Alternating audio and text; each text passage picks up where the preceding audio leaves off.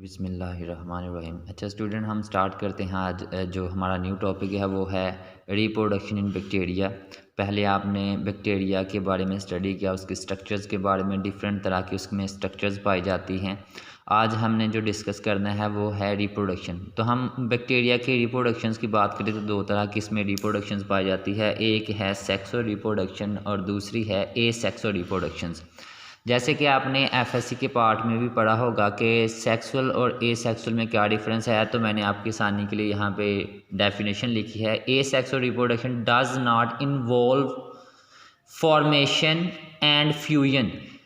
इसमें गमेट्स की ना तो फॉर्मेशन होती है और ना ही वो आपस में फ्यूज़ करते हैं, वो गमेट्स आपस में फ्यूज़ नहीं करते। तो ऐसी रिप्रोडक्शन जिसमें ना तो गमेट की फॉर्मेशन होती है, जब फॉर्मेशन नहीं होगी तो ज़ाहिर सी बात है उनकी फ्यूजन भी नहीं होगी, तो ऐसी रिप्रोडक्शंस को हम बोलते हैं कि ये एसेक्सुअल रिप्रोडक्शन है। अगर हम बैक्टीरिया के अंदर बात करें कि उसके अंदर रिप्रोडक्शन किस किस तरह से हो सकती है, तो उसके अंदर रिप्रोडक्शन के डिफरेंट मेथड हैं। एक बाइनरी फिशन है, दूसरा एंडोस्पोर फॉर्मेशन है, एक्सोस्पोर फॉर्मेशन जिसको हम बडिंग भी कहते हैं, और बाइसिस्ट ये फोर्थ मेथड है कि जिससे वो रिप्रोडक्शन कर सकते हैं। बेसिकली ये दो मेथड ही बताए जाते हैं बुक्स में, बीएस की बुक में। एक बाइनरी फिशन है और दूसरा एंडोस्पोर फॉर्मेशन है। सबसे पहले हम बाइनरी की बात करते हैं। तो वर्ड जो बाइनरी है, बाइनरी का मतलब होता है टू, और फिशन का मतलब होता है ब्रेक डाउन, टूट जाना। तो ऐसी ये जो है ये एसेक्सुअल रिप्रोडक्शन जिसमें क्या होता है कि binary fission divide the single bacterium into two similar daughter cells. Binary fissions में क्या होता है कि एक जो बैक्टीरियम सेल है, ये बैक्टीरियम सेल है, वो टूट जाता है दो डॉटर सेल में। डॉटर सेल जो न्यू सेल्स प्रोड्यूस होते हैं उसको हम बोलते हैं। सिंगल बैक्टीरिया को हम बैक्टीरियम कहते हैं, और जब बहुत ज़्यादा वो उनकी ग्रोथ हो जाती है तो उसको हम बोलते हैं कि ये बैक्टीरिया है। आगे जो आपने बात याद रखनी है कि बैक्टीरिया 20 मिनट के अंदर उसकी डिवीजन होती है। ये अगर आपसे एमसीक्यूज पूछ लिया गया, आपकी बुक पे मेंशन नहीं किया गया, वैसे ही मैंने मेंशन कर दिया। Bacteria show are rapid cell division after every 20 minutes, कि हर 20 मिनट्स के बाद उसमें जो है बाइनरी फिशंस होती है। और बाइनरी फिशंस एसेक्सुअल रिप्रोडक्शन का एक मेथड है जिसमें बैक्टीरिया सेल्स जो हैं वो 1 से 2 में डिवाइड हो जाते हैं। कुछ बैक्टीरिया 15 से 20 मिनट्स के अंदर भी ग्रो कर जाते हैं। It occur during favourable condition. और ये कब होता है, किस तरह इनमें बाइनरी फिशन होती है, कब होती है बाइनरी फिशन? तब होती है जब फेवरेबल कंडीशन हो। जब अनफेवरेबल कंडीशन हो तब तो आपने पढ़ा था कि उसमें स्पोर की फॉर्मेशंस होती है। The size of bacterium become doubles. अगर हम इसके जो है ना स्टेप्स की बात करें, बाइनरी फिशंस के जो है इसमें स्टेप्स की बात करें तो इसके स्टेप कौन कौन से हो सकते हैं? तो स्टेप इसके हैं, सबसे पहला है कि बैक्टीरिया को जो सेल साइज़ है वो डबल हो जाता है, बड़ा हो जाता है। और इसके बाद जब बड़ा कैसे होता है कि वो न्यूट्रिएंट को एब्जॉर्ब करता है, जितने न्यूट्रिएंट हैं बाहर वो उनको अंदर एब्जॉर्ब करता जाता है, और उन न्यूट्रिएंट को एब्जॉर्ब करके वो डीएनए की सिंथेसिस करता है, और डीएनए के साथ साथ वो एंजाइम्स की भी सिंथेसिस करता है। एंजाइम यानी कि प्रोटीन की सिंथेसिस करता है। तो होता ये है कि बैक्टीरिया पहले साइज़ में छोटा होता है, उसके बाद अपना साइज़ जो है वो बड़ा कर लेता है, और जो उसके अंदर डीएनए पाया जाता है, जो न्यूक्लियोइड पाया जाता है, उसकी तादाद भी बढ़ाता है और न्यूट्रिएंट को अपने अंदर जज़ब करता है। और ऐसे मटेरियल भी सेल के अंदर अपने जिस्म के अंदर लेके आता है जो सेल मेम्ब्रेन बनाने में और मटेरियल सेल वॉल बनाने में उनकी मदद करते हैं। Cell wall and cell membrane material also synthesised, और इसके अंदर सिंथेसाइज किया जाता है। आगे हम इसकी बात करें तो जो है ना फर्दर ये तो स्टेप होते हैं। हमने फर्दर इसको जो है ना वो जो है ना इसकी एक्सप्लेनेशन की है कि DNA replicates and DNA move to the opposite side. ये आगे डायग्राम्स है उसमें ये बताया हुआ है कि पहले स्टेप में क्या होता है कि जो डीएनए बैक्टीरियम सेल के अंदर पाया जाता है वो रेप्लिकेट करता है, 1 से 2 में हो जाता है, और ऑपोजिट पोल्स की तरफ मूव करता है। पहला स्टेप तो इसका ये वाला है। दूसरा the membrane grows at the middle of the cell, और जो उन दोनों के दरमियान मेम्ब्रेन बनती है वो अंदर की तरफ धंसना स्टार्ट हो जाती है, वो अंदर की तरफ मूव करना, इन्वेजिनेट अंदर की तरफ मूव करना स्टार्ट हो जाती है। इट फॉर्म मीजोजोम्स, और ये जो स्ट्रक्चर है इसमें मीजोजोम्स आपने पढ़ा था कि जब भी सेल मेम्ब्रेन अंदर की तरफ इन्वेजिनेट करते हैं या वो लेमेला बना देती है या फिर मीजोजोम्स बना देती है या फिर ट्यूब्यूलर स्ट्रक्चर्स बना देती है, तो ये मीजोजोम्स बना देते हैं। और मीजोजोम्स क्या करते हैं, forms material for sale membrane, और ये जो अंदर की तरफ सेल मेम्ब्रेन बननी होती है उसके लिए वो मटेरियल की तैयारी करवाते हैं।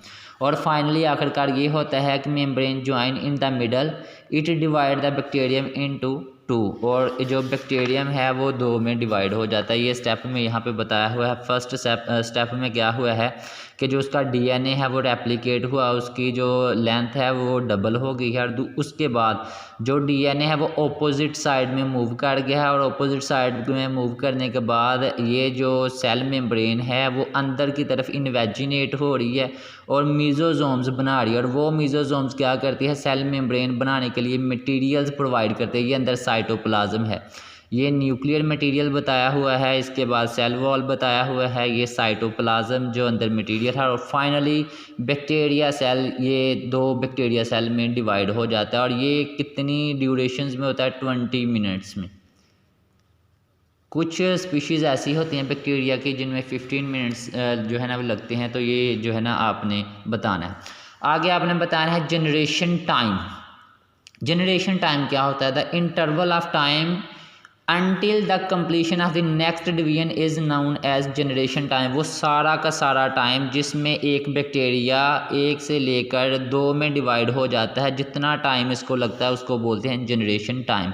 और वो जनरेशन टाइम कितना होता है, 20 मिनट्स। जैसा कि अभी आपने जो है ना वो सीखा है कि 20 मिनट में एक बैक्टीरिया डिवाइड हो जाता है। इसके बाद दूसरा जो प्रोसेस है वो है जी एंडोस्पोर फॉर्मेशन। पहले आपने बड़ा बाइनरी फिशंस के ज़रिए जो है ना एसेक्सुअल रिप्रोडक्शन होती है, अब है G endospore formation. Endospore, endo का मतलब होता है inside, inside the cell formation. जो स्पोर हैं वो सेल के अंदर बनते हैं, और ऐसा process, the process of endospore formation is known as sporulation. ऐसा प्रोसेस जिसमें स्पोर बन जाते हैं बैक्टीरिया सेल के अंदर, उसको बोलते हैं स्पोरुलेशन। एंडोस्पोर है the spore that are develop within vegetative body of the bacteria is called endospore. ये एंडोस्पोर की आपने डेफिनेशन लिखनी है कि एंडोस्पोर्स क्या होते हैं। जब स्पोर किसी बैक्टीरिया सेल के अंदर डिवेलप हो जाते हैं, ये फॉर एग्जांपल एक बैक्टीरिया सेल है, बैक्टीरिया सेल के अंदर कोई हार्ड सी स्ट्रक्चर्स अंदर डिवेलप हो गई है जिसने इसके ये न्यूक्लियर मटेरियल को अपने लिपेट में ले लिया है और इसके गिर्द एक हार्ड सी स्ट्रक्चर्स बना दी है ताकि ये अनफेवरेबल कंडीशन में सर्वाइव कर सके। तो ऐसा जो स्पोर बनता है उसको बोलते हैं एंडोस्पोर। ये बात स्टूडेंट आपने याद रखनी है कि एंडोस्पोर एक न्यू जनरेशन्स का मेथड नहीं है। तो फिर ये क्या है, ये सिर्फ़ और सिर्फ अनफेवरेबल कंडीशंस में अडेप्टेशंस है कि वो उस अनफेवरेबल कंडीशंस को पास कर सके, उसमें से गुजर सके, उस कंडीशन में से पास कर सके। तो ये बात आपने याद रखनी, endospore formation is actually adaptations to pass the adverse condition. ये जो एक एडवर्स कंडीशन होती है, अनफेवरेबल इन्वायरमेंट होता है, उसको सिर्फ पास करने के लिए ये एंडोस्पोर फॉर्मेशन होती है। Endospores are form generally in gram positive bacteria. ये बात आपने याद रखनी है, ये ग्राम नेगेटिव में नहीं बनते, जनरली जो है वो किन में बनते हैं जी, पॉजिटिव बैक्टीरिया के अंदर बनते हैं। इनके फंक्शंस क्या होते हैं, फंक्शंस हमने पहले भी डिस्कस किए थे। इनका एक ही फंक्शन होता है प्रोटेक्शन।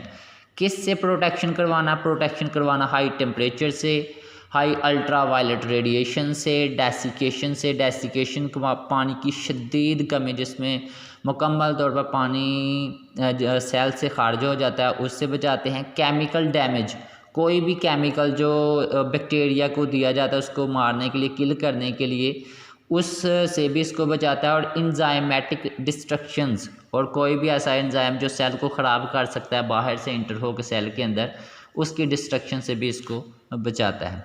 स्पोर के हम स्ट्रक्चर्स की बात करें तो ये एक कॉम्प्लिकेटेड सी स्ट्रक्चर होती है। ये डायग्राम हमने बनाई हुई है। सबसे पहले हम बात करें तो ये अंदर एक मटेरियल सा पाया जाता है जिसको हम बोलते हैं कोर। ये हार्ड सी स्ट्रक्चर जिसको क्या बोलते हैं, कोर बोलते हैं। और उस कोर के बाहर एक मेम्ब्रेन होती है, उस मेम्ब्रेन को बोलते हैं इनर मेम्ब्रेन। कोर है सेंटर में, उसके बाद एक इनर मेम्ब्रेन है, और उसके बाद एक मोटी सी तह पाई जाती है, लेयर पाई जाती है, जिसको बोलते हैं कॉर्टेक्स। फर्दर हम इसकी डेफिनेशंस में जाएंगे कि ये किस तरह की होती है। और उसके बाद फिर एक मेम्ब्रेन पाई जाती है जिसको बोलते हैं आउटर मेम्ब्रेन, और आउटर मेम्ब्रेन के बाहर जो है ना वो फिर एक लेयर सी पाई जाती है, कॉर्टेक्स की लेयर सी पाई जाती है, जिसको आगे हमने जो है ना वो प्रोटीनेशियस कोर भी कहते हैं। ये हमने जी डिस्कस करना है कि किस तरह इनकी स्ट्रक्चर जो है वो पाई जाती है। Spore structure, endospore has following structure. इसमें प्रोटीनेशियस कोट होता है, सबसे बाहर प्रोटीनेशियस कोट COATE कोट पाया जाता है इसमें। इसके बाद जो है ना इसमें कॉर्टेक्स पाया जाती है, सेल वॉल पाई जाती है, इनर मेम्ब्रेन पाई जाती है, कोर पाया जाता है, और एक्जोस्पोरियम। कुछ बैक्टीरियम में एक स्पेशल स्ट्रक्चर पाई जाती है जिसको बोलते हैं एक्जोस्पोरियम। सबसे पहले हम प्रोटीनेशियस कोट की बात करते हैं। It is the outer protecting hard shell like structure. ये सबसे पहले जो कोट है ये प्रोटीनेशियस कोट, इसकी बात कर रहे हैं।